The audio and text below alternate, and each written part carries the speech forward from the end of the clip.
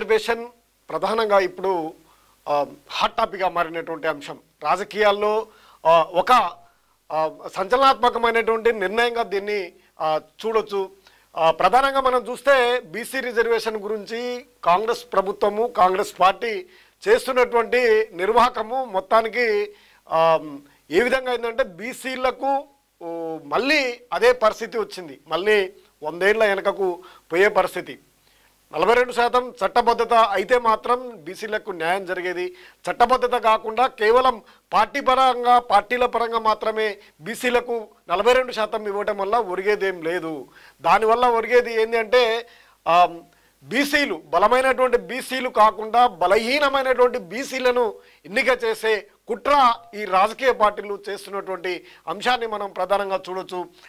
BC ticket ఎవరెటు BC టికెట్కు సంబంధించినటువంటి అంశంలో ఎవరెటు పోతారు 42%. ఇప్పటికే స్థానిక సంస్థల ఎన్నికల్లో రాష్ట్ర వ్యాప్తంగా చూస్తే ఒక్కొక్క జిల్లాల్లో 50% కూడా దాటారు.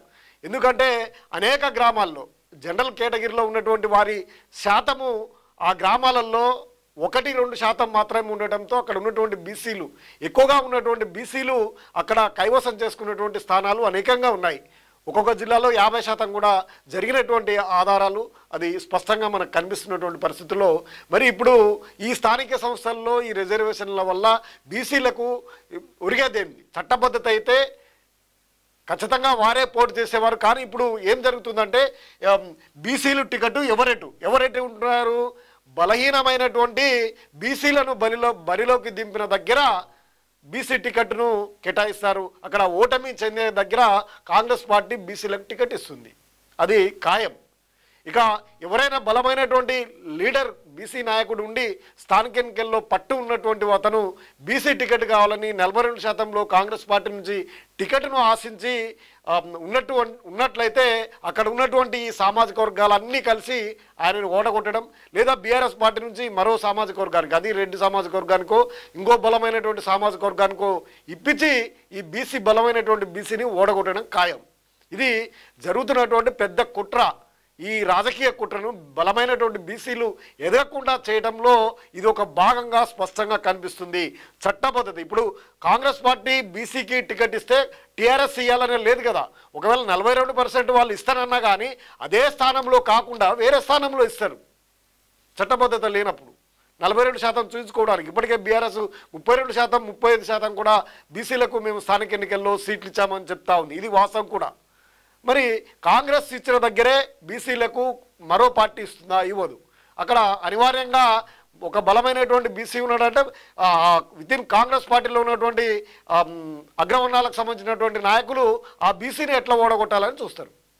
అప్పుడు అంతిమంగా ఓటమి కాంగ్రెస్ పార్టీలో ఉన్నటువంటి బలమైనటువంటి బీసీదే జరుగుతుంది. ఇదే జరుగుతుంది చూడండి జరిగేటువంటి తీరు, రాజకీయ సహజంగా జరుగుతున్నటువంటి తీరిది. ఇక ఎవరేటు అన్నదానికి అందరూ ఏకపక్షంగా నిర్ణయం తీసుకుంటారా? ఎందుకు తీసుకుంటారు ఏకపక్షంగా? కాంగ్రెస్ పార్టీ అక్కడ బీసీకి ఇస్తే ఇంకో పార్టీ కూడా అక్కడ ఇవ్వాలనే ఏమైనా రూల్ ఉందా? లేదు కదా. మరి ఎట్లా ఇస్తారు? అందరు కలిసి ఒకే దగ్గర ఇవ్వాలని ఎట్లుంటుంది? 42% ఇవ్వాలని దానికి కూడా కట్టుబడి ఉంటే ఇంకొక దగ్గర ఇస్తుంది కానీ అక్కడే ఇవ్వదు కదా. కాంగ్రెస్ పార్టీ ఇచ్చిన దగ్గరనే ఒక్కో పార్టీ ఒక్కో చోట ఇస్తే బీసీలకు అన్యాయమే. కరెక్టే. ఆర్డినెన్స్ లేకుండా ఎవరికి వారు ఏమన్నా తీరైనా చట్టం ద్వారా రిజర్వేషన్లు అమలైతే బీసీలకు న్యాయం వాదిస్తున్నటువంటి బీసీ సంఘాలు మేధావులు బీసీ సంఘాలు ఎంత వాదించినా జరిగేటువంటి రాజకీయ ఎత్తుగడలతోటే ఇవి పోతాయి. ఎందుకంటే అన్ని రాజకీయ పార్టీలు కూడా ఉన్నటువంటి పరిస్థితులలో అగ్రవర్ణాలకు సంబంధించినవే. అవి ఎంత సిద్ధశుద్ధితోటి కూడా చేయదు. వాస్తవంగా బీసీలకు న్యాయం జరిగిందంటే ఎన్రామారావు సమయంలోనే జరిగిందనేది అందరికీ తెలిసినటువంటి వాస్తవం. అప్పుడే చైతన్యమయ్యారు. ఇప్పుడు మాత్రం ఆ పరిస్థితులు లేవు. కాంగ్రెస్ పార్టీ చేస్తున్నటువంటి ఇదొక కుట్రగానే భావించాలి. దీన్ని అందరూ కూడా గ్రహించాలి. బీసీ నాయకులు మేధావులందరూ కూడా గ్రహించి ఈ కాంగ్రెస్ పార్టీ చేస్తున్నటువంటి కుట్ర ఇది. ఎందుకంటే ఒక ఎమ్మెల్యేలు మనం ఇంతకుముందు చెప్పుకో ఒక ఎమ్మెల్యేకు ఎంపీకి టికెట్లు ఇచ్చిందా? ఇస్తాననేటువంటి హామీని కూడా ఇవ్వలేదే. ఏంటంటే ఓడిపోతారని. మరి ఇప్పుడు కూడా ఓడిపోయే బీసీ సీట్లు కాంగ్రెస్ పార్టీ ఇవ్వబోతుంది బీసీలకి, అది గ్రహించాలి.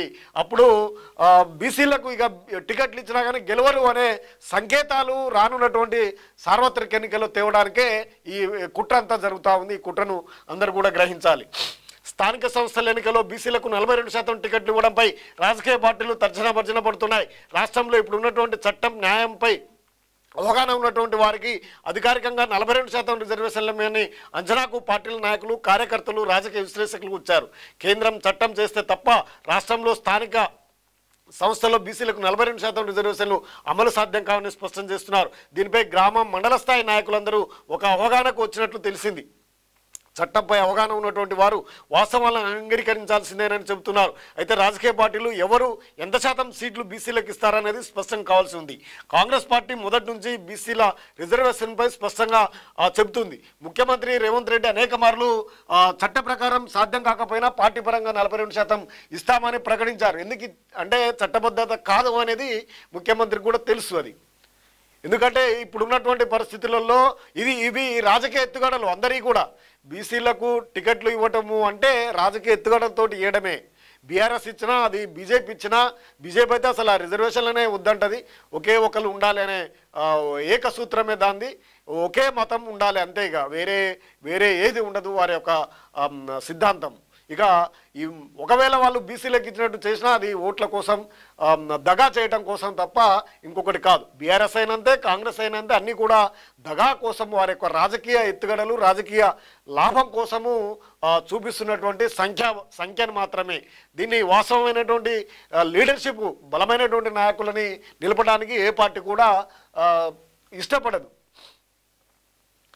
ఇది కాంగ్రెస్ కుట్ర, ఇది రేవంత్ రెడ్డి కుట్ర కూడా. అది ప్రధానంగా ఏంటంటే ఇది కాదు, ఇట్లా ఆర్డినెన్స్ కాదు, బిల్లు కాదు, బీజేపీ చేయదు అని అన్నీ కూడా ఆయనకు తెలిసి కాంగ్రెస్ పార్టీ నుంచి ఇచ్చేద్దాం, కాంగ్రెస్ పార్టీపై వ్యతిరేకత బాగా వస్తుంది, బీసీలను ఈసారి చేసుకోవాలి. ఎందుకంటే గత ఎన్నికల్లో రెడ్డిలందరినీ ఏకం చేయగలిగినటువంటి సక్సెస్ అయినటువంటి రేవంత్ రెడ్డి ఆ ముద్ర ఉంది. ఆ ముద్ర పోగొట్టుకోవాలంటే బీసీది తీసుకురావాలి, తీసుకొచ్చి స్థానిక ఎన్నికలకు పోవాలి. ఇప్పటివరకు ఎటువంటి నిధులు తేలేదు, ఎక్కడ కూడా కొత్తగా పెద్దగా చెప్పుకోదగ్గటువంటి అభివృద్ధి కనిపించకపోవడం, అన్నిట్లలో వాళ్ళు ఇచ్చినటువంటి హామీల్లో సగానికి ఎక్కువ పూర్తిగా వ్యతిరేక పవనాలు ఉండటం, వీటన్నిటిని గ్రహించినటువంటి రేవంత్ రెడ్డి ఈ బీసీ అంశాన్ని తెర మీదకి తీసుకొచ్చి ఇప్పుడు దీని ద్వారా స్థానిక ఎన్నికల్లో లబ్ధి పొందాలనే ఆలోచన, కుట్ర తప్ప ఇంకోట్లేదు.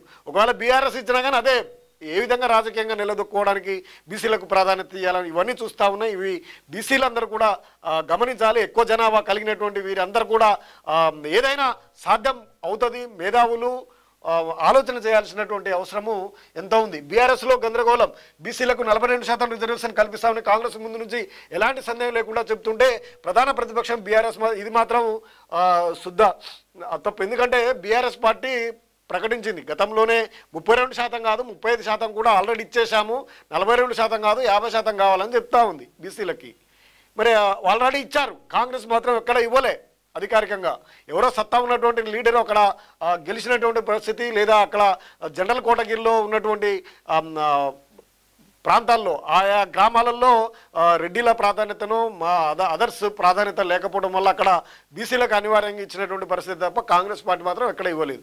బీఆర్ఎస్ పార్టీ మాత్రం 35% ఇప్పటికే ఇచ్చినటువంటి ఆధారాలను కూడా బహిర్గతం చేసింది. ఇది పరిస్థితి.